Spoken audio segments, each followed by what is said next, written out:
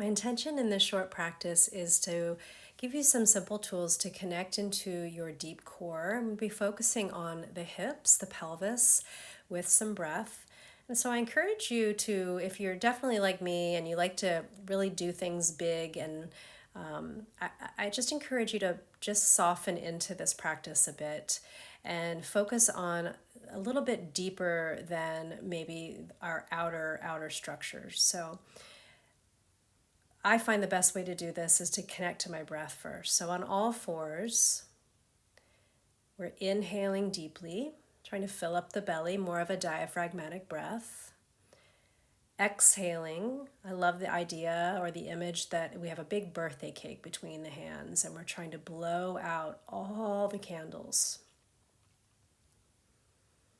Inhaling fully when that next breath comes in. And exhaling.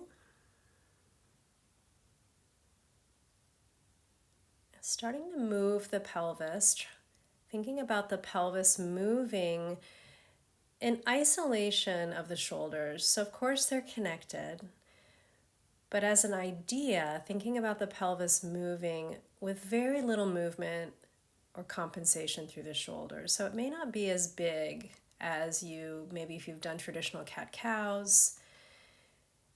Just trying to really think about the idea that can I move my pelvis without moving my shoulders a lot? Inhaling as you lift your tail, exhaling as you draw it under. And starting to move side to side. And again, the shoulders will move a little bit, but more or less trying to keep them more the still point. Starting to connect into the side bodies.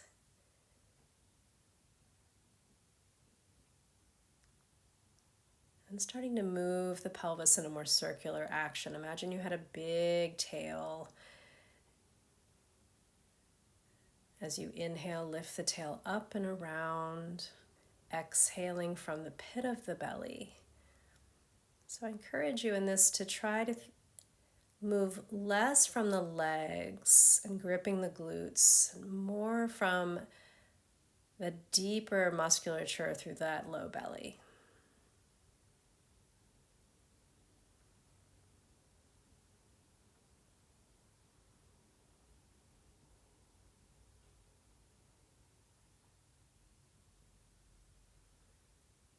All right, let's come around onto our backs. Let's find a comfortable position, knees bent. I call this hook position. Starting in the pelvis again.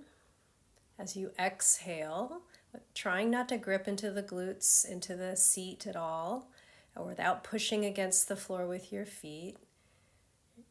Exhaling, pull the belly in towards the floor and a little up towards. So we're not using the glutes. It's going to be very tempting to do that. Just do your best. The tailbone be soft and open as you tilt it down into the ground.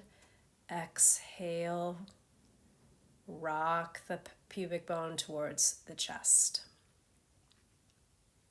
And again, just trying not to use the feet. Imagine your feet were on two scales and you're not pushing into the scale, creating more weight. So that was moving the pelvis forwards and backwards. And now we're going to move side to side like a ship on water. So with as little movement, the legs will move a little bit because of course they're attached to your hips. But trying to keep the kneecaps pointing more up towards the sky. You're going to tilt the pelvis right and left.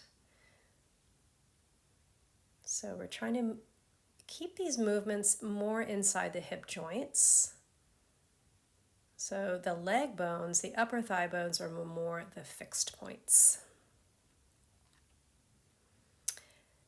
And now I'm thinking about the sides of the body. So I'm hiking a hip up towards its rib cage. So if you were looking down on yourself doing this, you'd be swaying your hips, hiking one hip up and down.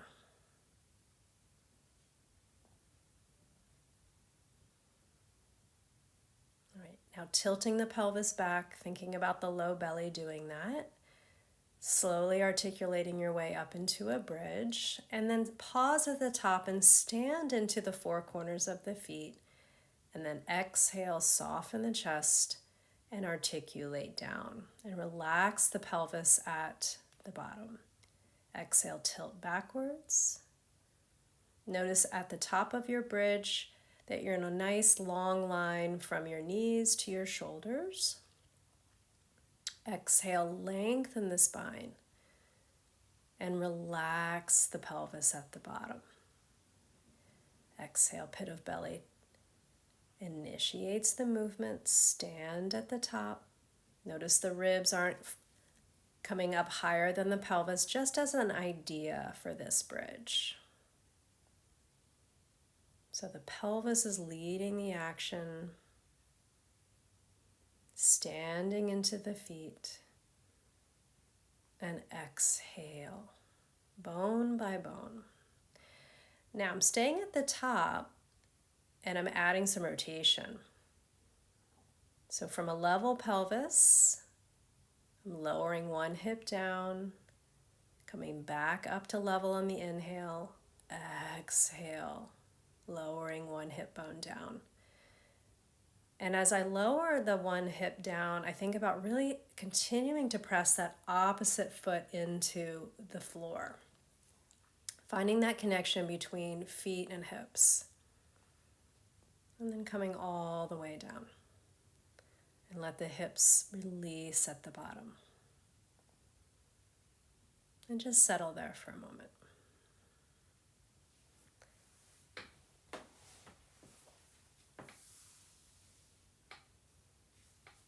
Bringing the feet together. So some rotation from the pelvis. So with the feet together, the knees might be a little bit apart, but more the feet together. As the knees go over, I want you to think about lowering the knees over because you're lifting the opposite hip. So you've probably done this movement many times, and sometimes we just drop our legs over. But because we're focusing a little more intentionally on our pelvises, on our centers, I want you to think about the movement initiating from the pelvis. So you lift the hip to bring the knees to the other side.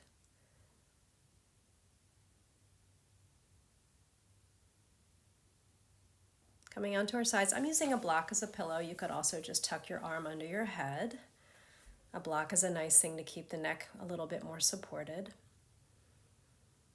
And keeping the feet together, my knees are bent at 90 degrees. My knees are coming straight out from my hips. And if you can see, my top leg, my top knee is shifting forward. So and backwards.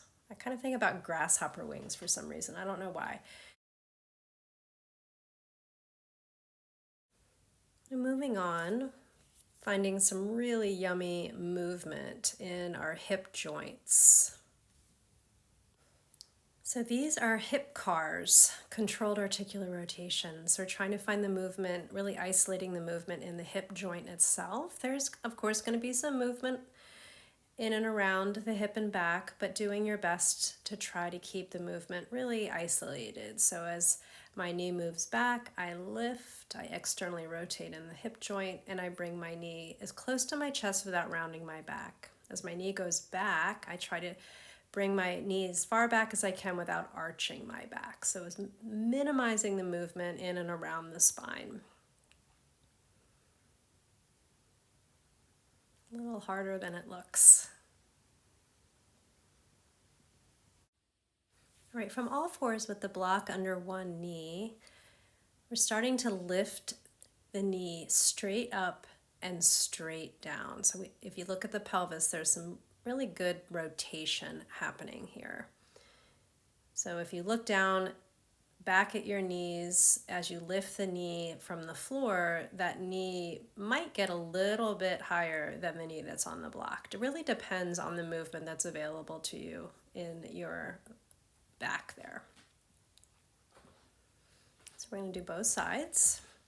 And I always think it's just interesting to see where you have more movement. And you will, more than likely, you will have more movement on one side than the other.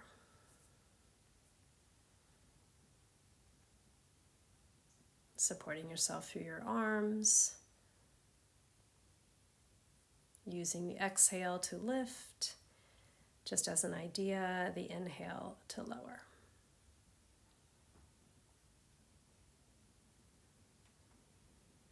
Knee coming straight up and straight down.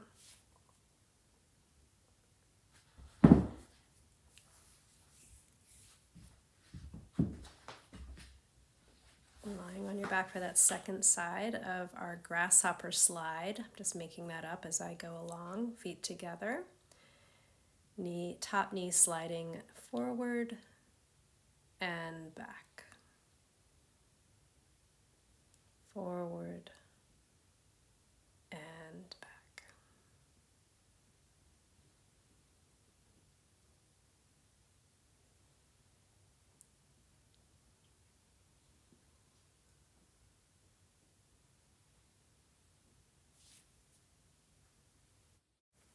All right, now we're going to come over on our back, and I always like to end this practice with stability.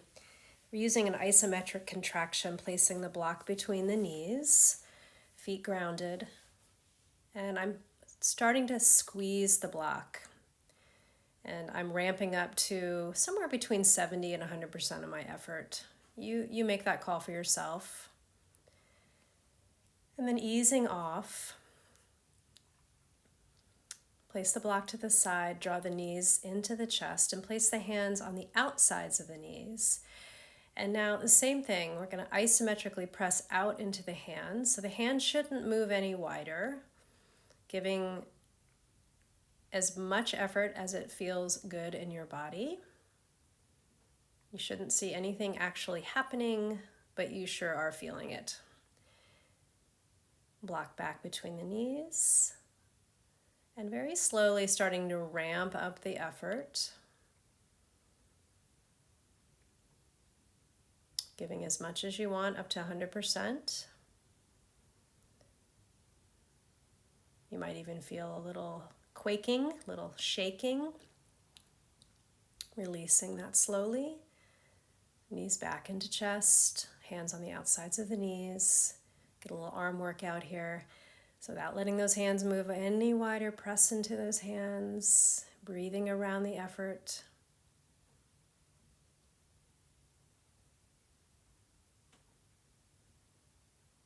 And release. All right, taking that block and placing it under the hips. I'm just going to end with a bit of a supported inversion. And you can see there's actually 3 heights to the block. I'm just giving you 2 examples here. And just use the height that best supports you. More is not better. So with my pelvis balanced on the block,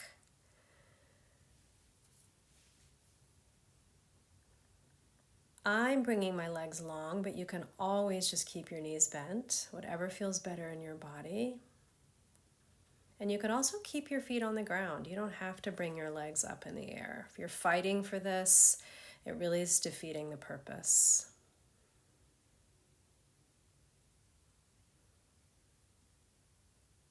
So on a more energetic level, in that yogic tradition, there's something called apana, and it's a downward energy, as a more feminine energy, a more earthbound energy that flows from the diaphragm down into the feet.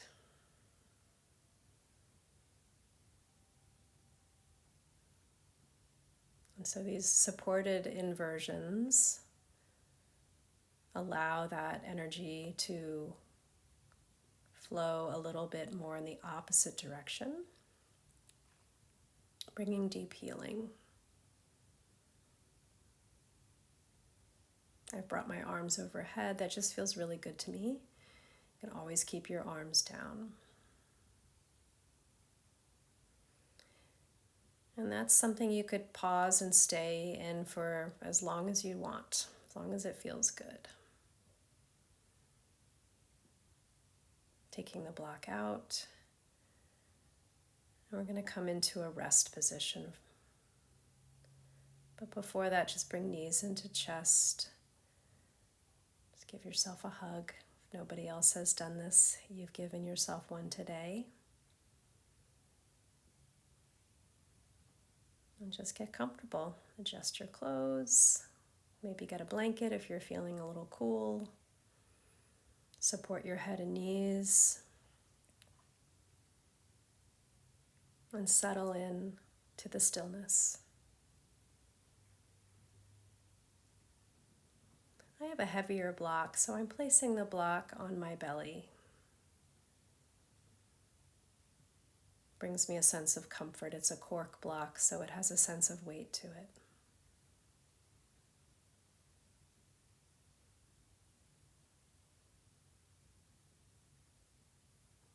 And I wanted to thank you for joining me today. I hope you found this helpful and supportive.